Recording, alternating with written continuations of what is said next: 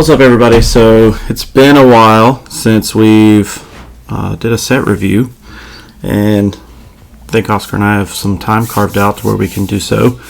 I guess just to preface this with, I have not seen the full set by any means. I've been trying to keep myself spoiler free since the whole set came out. Spoiler free is probably not the right term to use because I've kept up to date with all the spoilers. I've built a couple of decks based on spoilers, but I have not seen a lot of the set. Like, I have no idea what that Saz does. So I guess that's kind of where I'm at. Oscar, I don't know if you've looked through cards or not, but I have seen some. I have been looking through some, so I do have an idea of what's in here for sure. Okay, so I guess so we can kind of just get started. I guess we'll start with fire, and we'll see how far we get today. So I guess the first card in the set is fire.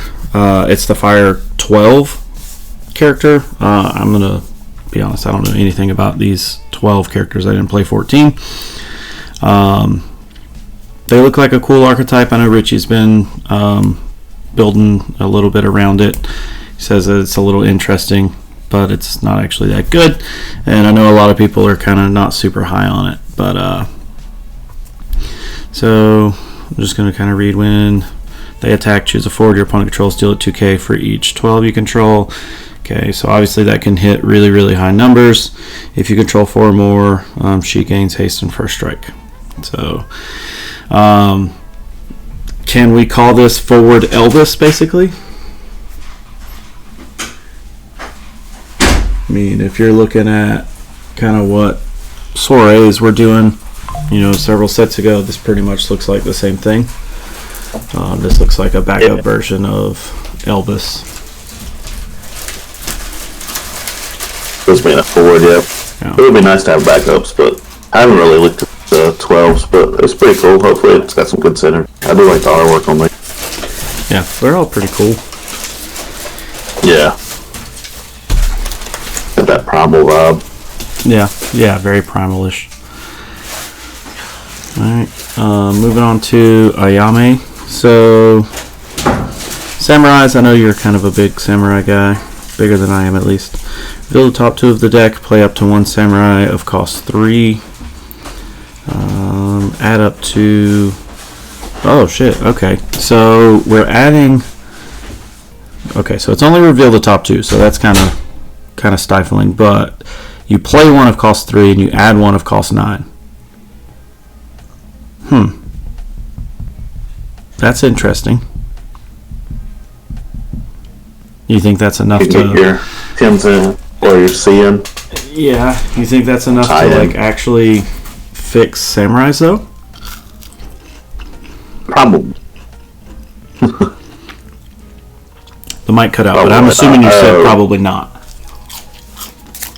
Probably not. Yeah. Samurais need a way to like turbo out backups, more or less. I think, to be relevant, especially with the C and ping, the 3-drop. Yeah. It does allow you to basically play that scene, which is really good. Yeah, I think, I don't know, from the outside looking in at least, the Samurais, it feels like, I have seen this Elwyn, so maybe Elwyn kind of helps you get there, but he's not a Samurai, so it's kind of like an off tribe backup that kind of helps you, but kind of hurts you at the same time. I don't know. So then we have Ifrit 16. So basically a new Ifrit that our old Clive can prime into and our new Clive can prime into. I have seen this from the spoilers. This one's kind of interesting. So when he's blocked or chosen by an opponent's ability, he deals your opponent a point of damage. When he primes from Clive, or when Clive primes into Ifrit, basically he gains, if he's dealt damage less than his power, it becomes 0. So kind of just becomes like a little bit of a tank. I think now that Yuna's restricted, which we plan to do a video on, by the way.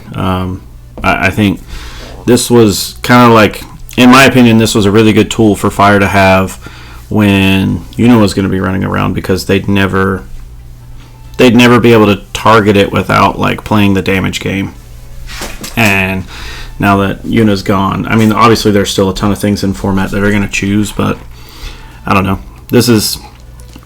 I don't know that this is better than the old one. It doesn't have a special, so I really hate it for that. Yeah, I like the old one a whole lot better. But I mean, this one might have its implications. I don't know.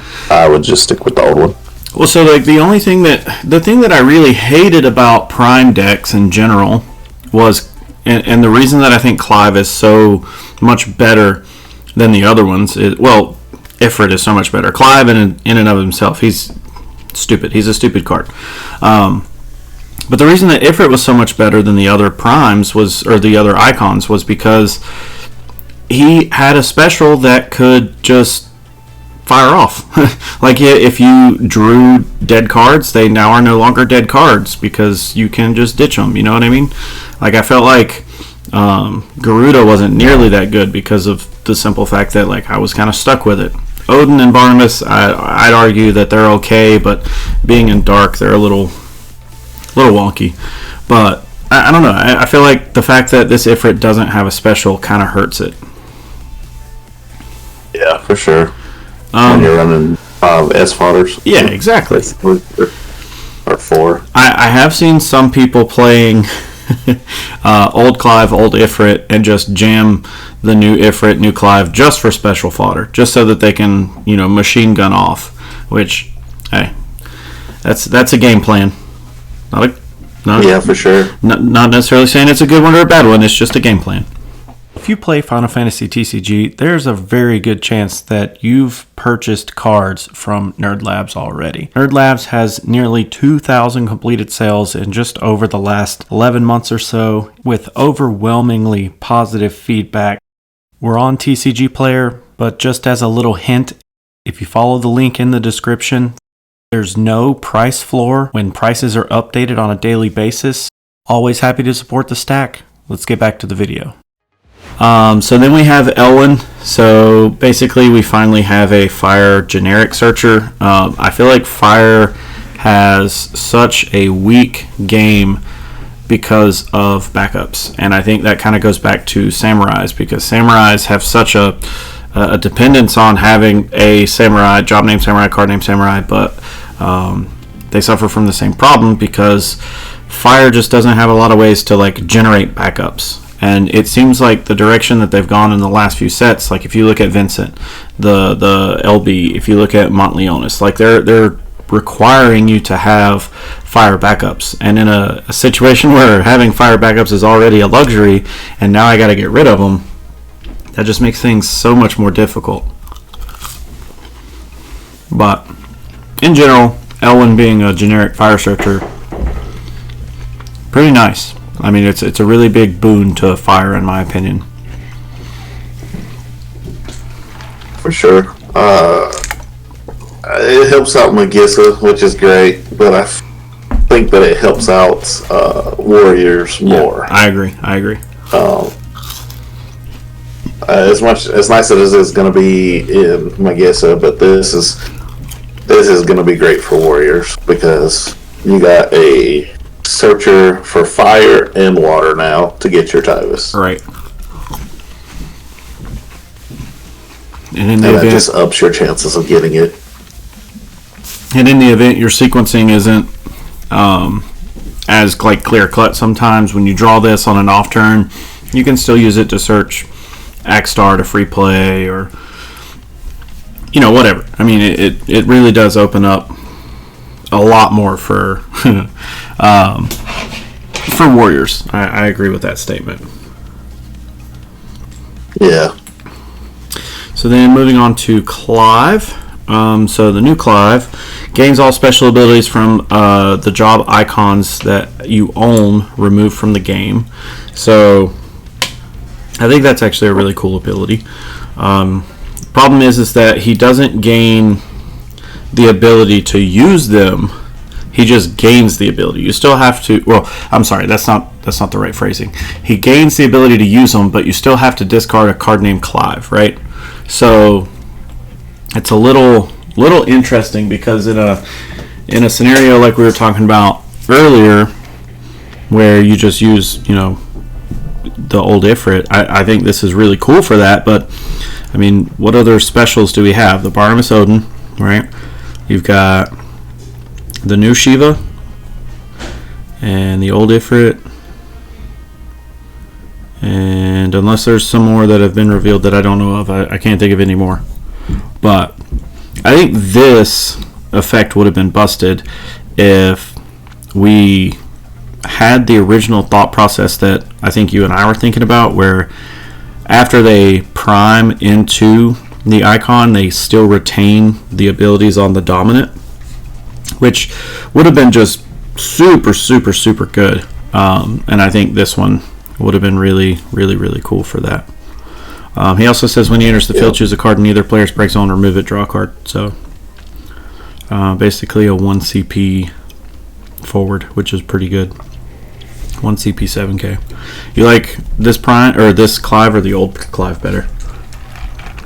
I like the old Clive better, just for the simple fact that it draws you 2 more cards back. You can play out your hand and then first turn do a point of damage and get 2 more cards back. But in the longer game, maybe this is probably better. Well, yeah, I would agree with that. So next we have Zach. So if we would have played day 2 in Canada, I would have got to show off a little bit of soldier gameplay. But I think this is interesting for that specific deck. So not only is he a soldier, that kind of goes along with things, but he's 4 CP, which is kind of like a dead spot in the deck right now from where I've been building it, because I need several 4 CPs to like kind of level up into certain things. But long story short, he plays a fire forward of 3 or less, so that's already interesting. That kind of helps really solidify some other issues that the deck has. But when a forward other than Zach enters, it gains 2k, so that's okay. But I just like the fact that it's category 7, and A, it's a soldier, B, it's category 7, and it's a 4 CP, so it's kind of generic, but nothing really else for me. Yeah, that's bleh for me.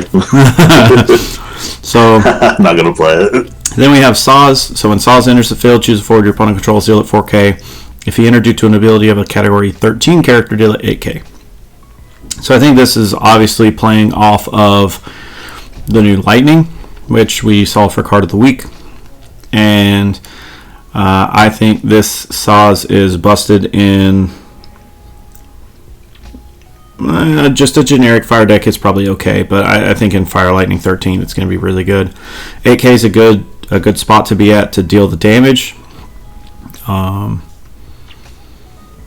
But yeah, I mean, it's okay.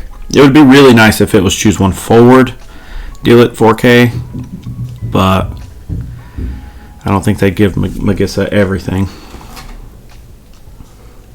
Yeah, nah, don't think so. It might be good with all the new 13 synergy. I haven't been looking at all those cards. Yeah, unfortunately, I haven't myself either. So I did see somebody complaining that we got crystal backups again, which I'm whatever. I mean, I understand they're doing that for L3, L6, that kind of thing. So I don't have a problem with it. It's just more chances to get foils if you don't already have them, truthfully. Yeah, I think it's just for like the L3 stuff, right? Yeah. So then we have Joshua. So when Joshua enters the field, choose a forward your opponent controls, deal it 2k for each icon in your break zone or icon you own removed from the game. Okay. That's okay, I guess. I mean, like, I get it. So it's really pushing like the dominant icon archetype. Like if you look at Clive, like that, it seems like they're really pushing like that deck. And I've seen some people in global trying to build that deck and like make it work. And I think the fire or the mono ice version with Clives was pretty cool because of Torgal, but I didn't see it really like doing good in terms of like competitive play. I know that it was really popular at the beginning of the set when it first came out, but I'm not really sure that it took off beyond that. I can't remember,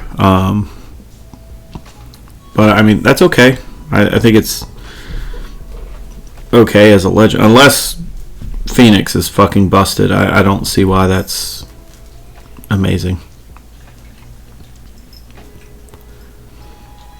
You tell me though. You're the primer. Well, I just think they're wanting you to play a lot of just dominance and stuff. Mm-hmm. I just don't know what color I would go with. I definitely like ice, and fire has some of the stronger dominance. Mm-hmm. But I don't know if it's going to be relevant or not. So, based on spoilers, while we were in spoiler season, before the full set drop, I did build a card around Rala, and it does kind of use the new Shiva, and I like that new Shiva. I think it's actually pretty good. It has a pretty good CP economy with its special, where you're basically paying 3, you're paying 1, and then ditching a card of Shiva or Jill, and you're making them discard 2. So the fact that you can basically come out ahead in the CP economy is kind of cool in that scenario. But I mean, other than that, I don't really love nor hate the priming deck right now. Yeah, I think it's just something that needs to be messed with. So looks like we're gonna have a I forgot what we call these things now. We're gonna have a theme of backups. I do FFTS is a new category this set, so that's kind of cool. I don't know why we had Final Fantasy Tactics Advanced 2, and now Tactics something maybe actually what it's called. I don't know. But so tap, discard 1 fire card or discard 1 card. Actually, that's pretty good. Choose a 4, deal it 3k. If the discarded card is Earth Element, deal it 6k. So 3k is kind of an awkward spot, especially if we're going to keep the trend of Magissa. The fact that it lets you discard 1 card is really nice. And if cycle was the word I was looking for. If we're going to have a cycle of these, then it might be worth it in that Vegnagun control deck that we were kind of jiving about. It could be interesting to use one of the colors there just to help you kind of get rid of cards, round up some damage, or whatever the other cycles do. It could be kind of interesting. The fact that it doesn't put itself in break is really nice. That's the one thing I do like. Problem is you're paying 3 CP effectively to choose a forward and deal it 3,000 damage. That's terrible conversion rate, but I don't know. I don't think it's going to see much play. Naji. So this was kind of what you were kind of hinting towards earlier, I believe. So he is a warrior himself, but when he enters the field, you may search for a job warrior or card name warrior and add it to your hand.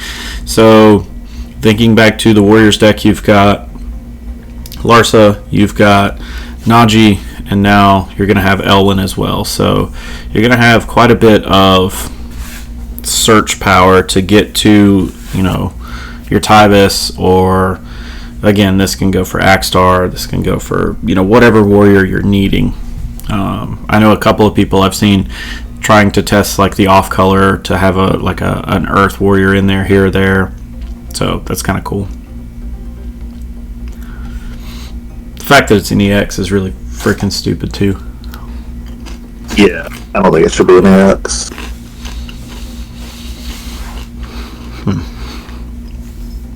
Next we have our backup Fire 12. I'm not even going to try to pronounce. So when they enter the field, choose a drop 12 in your break zone. If its cost is equal to or less than the number of 12s, play it onto the field. That's really good for basically 3 CP, so do colorless and tap himself. You do have to put him into the break zone. Choose a character. If it deals damage to a forward, the damage is reduced by 2k. Alright, so the first effect is great. Second effect is pretty terrible in my opinion. Oh, I'm sorry. Like a lot of ping I read increases. I read it the opposite way. So choose one character. If it deals damage to a forward, increase it by 2. Okay. I could see that. That's a little better. I was thinking it was reducing by 2k for something that you control. So it's not great. I think like you're saying, it does help you round up some things. It would help this Onion Knight deal 5k to Magissa. Yeah. Which the good thing is it'll play a backup as well. Yeah, true. That is really nice. Yeah, if you can. If there's any cheap ones.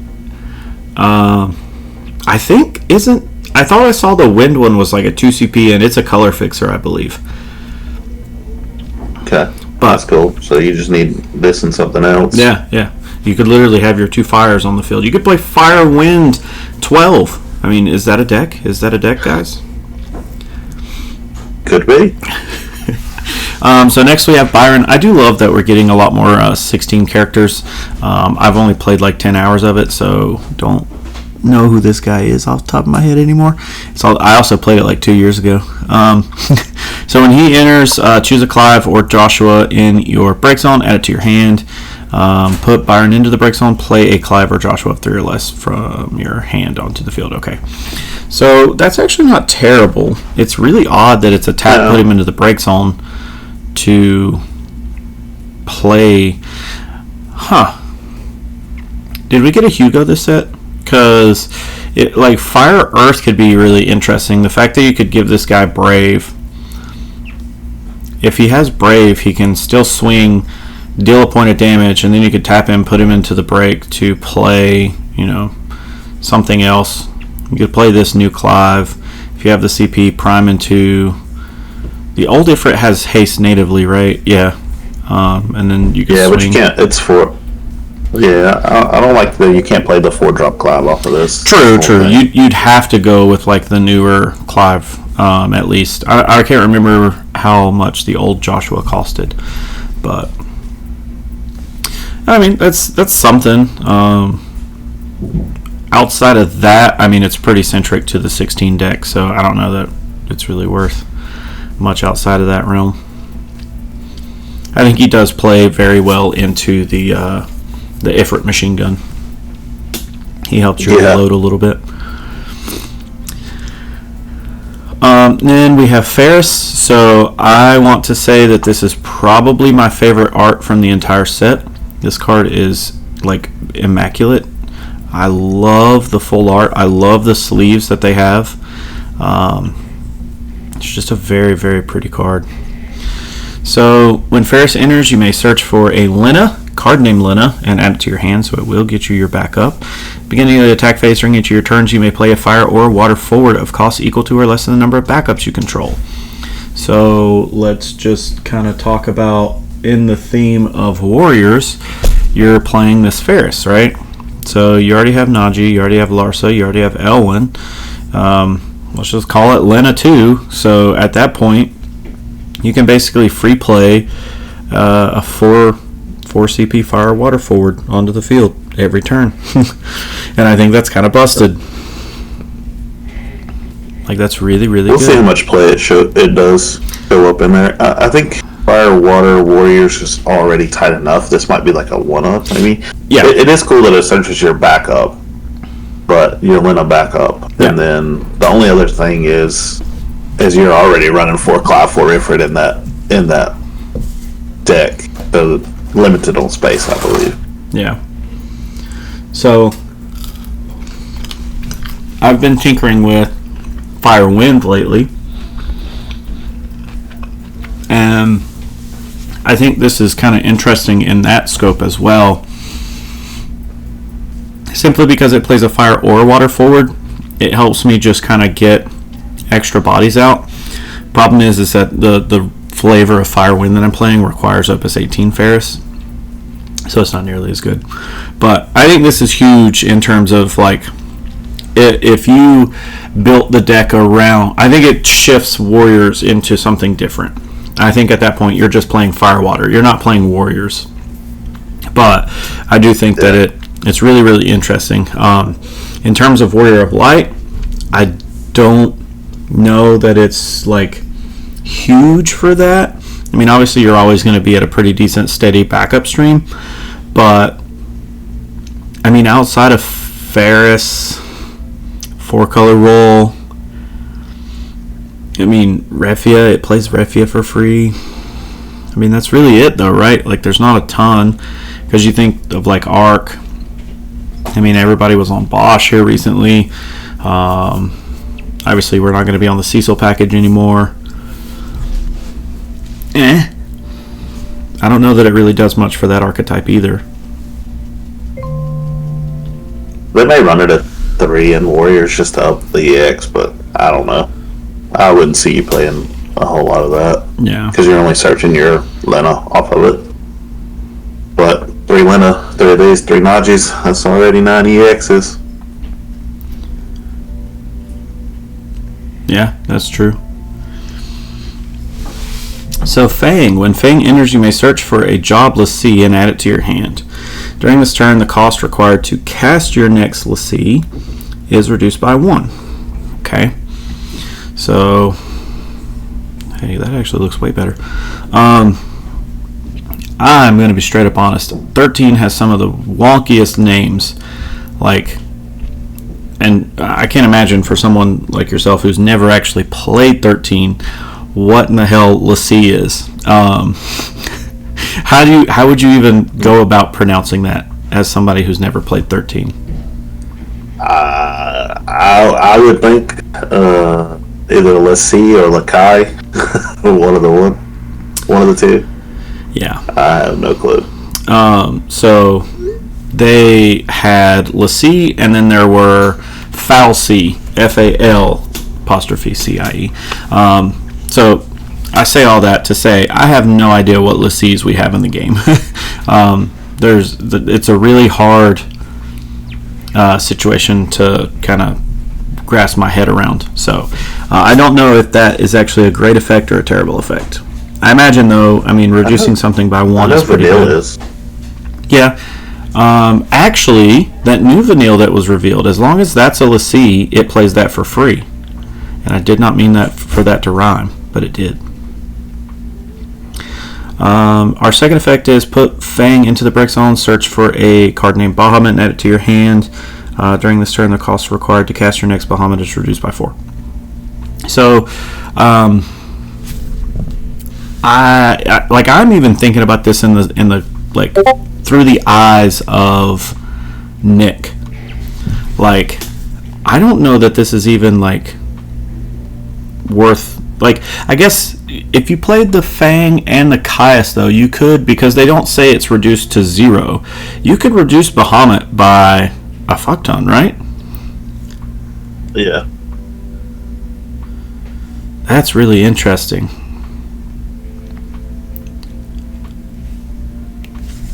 I'm gonna have to look at that. I mean, it kind of sucks that you put her in the break zone to search for it, but I don't know. That's kind of cool. I do like the fact that she plays the Vanille for free, as long as Vanille's a L'Cie. We'll double check that when we get there. Yep. Other than that, do you have anything else about her? No, not really. Yeah. Can the lightning? Yeah, because the lightning doesn't care, or she only cares if it's 6 or less, right? I have no clue. I didn't even pay attention to that lightning when it was revealed. Yeah, I'm pretty sure. I probably should though, because I think it's going to see some play. Yeah. I'm honestly kind of excited for 13 right now. It seems really.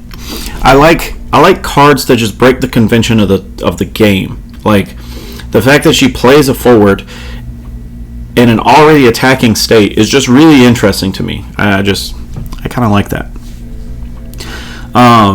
Even though it misses all attack triggers. It misses a lot of timings for a lot of different things, but it's just a really cool concept. So then we have Bugenhagen. I feel terrible about myself for trying that. So Category 7 backup, fire is a decent spot to be in, especially thinking back to the soldier deck with the Zac. Problem that I have with the soldier deck is that I can't get much fire in, just because of all the other stuff that I'm kind of doing, and the fact that I try to level up from 6 to 8 in a single turn with Cloud Pod. I think the more fire we have, the better. So anyways, so when he enters the field, reveal the top 4 of your deck, add a Category 7 character to the hand, return the other ones. That's actually pretty good. And then play a card name Red 13 of 3 or less onto the field. Actually, that's an interesting Dole ability, because it doesn't put him into the break zone. So essentially, you're playing a category or a Red 13 onto the field for 1 CP. Yeah. What was here we go. We're gonna go into a little bit of brainstorming. What was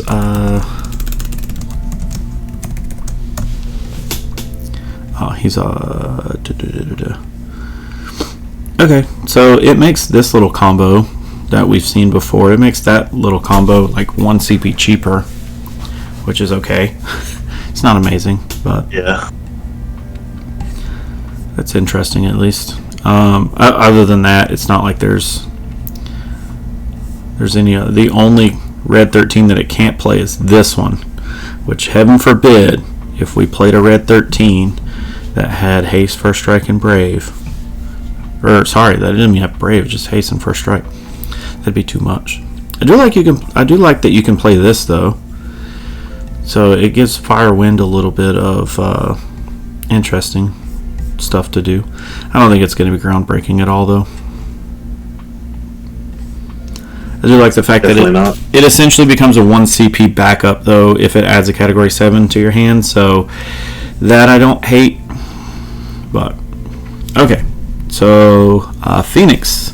So this is our summon, and we do have a summon cycle. During your turn, you can dole 2 active blank forwards for whatever element it's in. So for Phoenix, of course, we have 2 active fire forwards instead of paying the CP cost to cast Phoenix. So essentially, you can cast this for quote-unquote free. Choose a fire forward of cost 2 or less, played onto the field dole.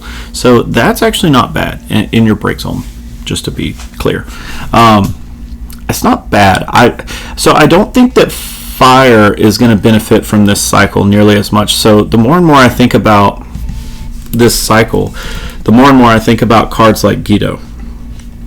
Guido cannot attack or block. Guido doesn't have a dole ability. Guido does not care what's going on in the forward lineup. So the fact that I can dole Guido to reduce my Earth Summon, and I don't even know what the Earth Summon is. I don't even know if it's worth doing that. But just the concept of these forwards that can't attack or block, and they have nothing to do during the turn, they're essentially fuel for your summons. It just creates a scenario where you're being a little bit more CP efficient, and I like that concept. I like that idea. It's really, really cool. Other than that, I think this is cool because it plays 2 CPs a day, but it plays him onto the field dull, so that really sucks.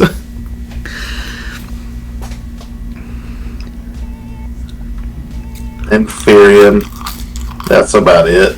I mean, there's probably other things that it could play, but not much. Yeah.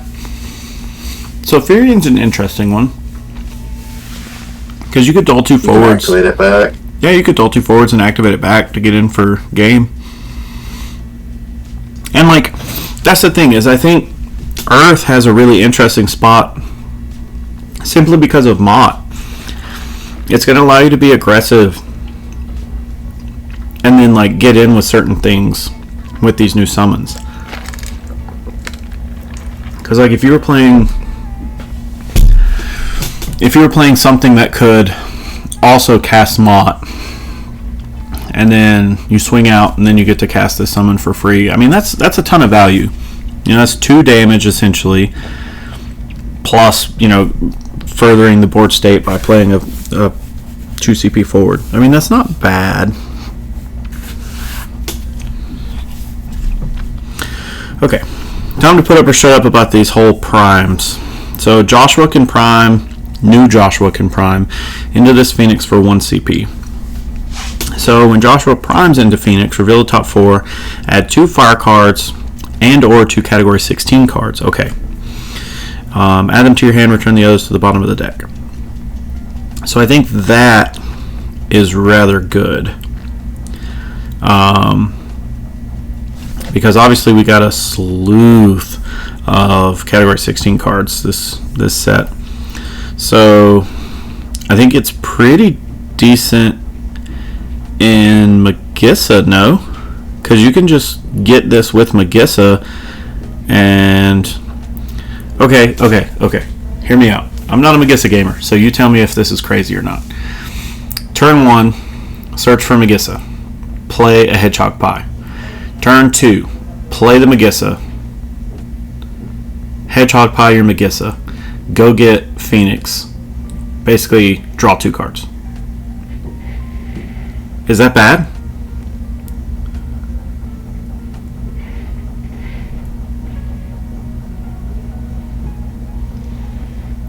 It might be bad enough that he's not even responding. My bad. I think that's only when he primes. Sorry, I was muted. Oh, yeah, you're right. I think. Oh, it's only when he primes. Okay, that's how bad it was. Yeah, that is how bad it is. Yeah, damn. All right, everybody make fun of me, please. Okay, so then we have a special. Choose a category 16 forward in your break zone played onto the field. You can only use it during your turn. So essentially for 6 CP plus you're doling this guy. Yeah, I'm going to go with that's pretty bad. Any category 16 forward is pretty good. Obviously, you can go get your 7 CP Ifrit. So, yay. But at the same time, it's like, okay, I don't know that that's really like great. I mean, I guess technically it's another avenue to go handless for Clive if you needed to.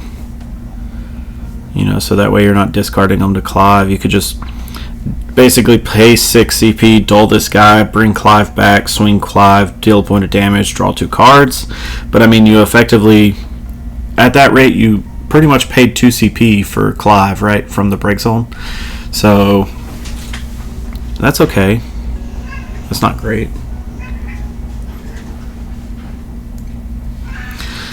Alright, so then we have Behemoth. So during your turn, Behemoth also becomes a forward with 7k haste, and when he deals damage to your opponent, put Behemoth into the break zone.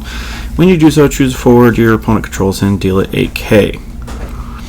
Okay, so you and I were kind of talking about these monsters the other day. And I think they all kind of have this, when they deal damage, put them into the break zone, and then when they do so, do something, right? So I love the fact that during your turn he becomes a forward and has haste. That's really, really cool. So that essentially in the category 7 deck lets me kind of swing in and do some damage, plus I get to cloud pot it away. Kind of interesting. Well, no, I wouldn't be able to. No, never mind. I would basically, he would be put into the break zone, so that's not nearly as good. Never mind, this card sucks. Moving on. Lanista. When a forward you control attacks it gains 1,000 power. Okay. Next. Alright, everybody, so we are actually going to cut this video kind of in half. So we kind of ended up making, we added a guest to the wind video, and just to make it make a little bit more sense, I'm going to split the fire video, the ice video, and the wind video all up into 3 separate videos. So that means this video will hopefully be roughly 30 minutes or so. The ice video will also be roughly 30 minutes, and then we recorded basically an hour and a half of wind talk. So anyways, just to make it actually make a little bit more sense, we're going to go element by element this time instead of trying to clump 2 elements together like we've done in the past. So with that being said, I'm going to go ahead and cut it here, and then we'll be back to do the ice video next. So Thank you guys. See you then.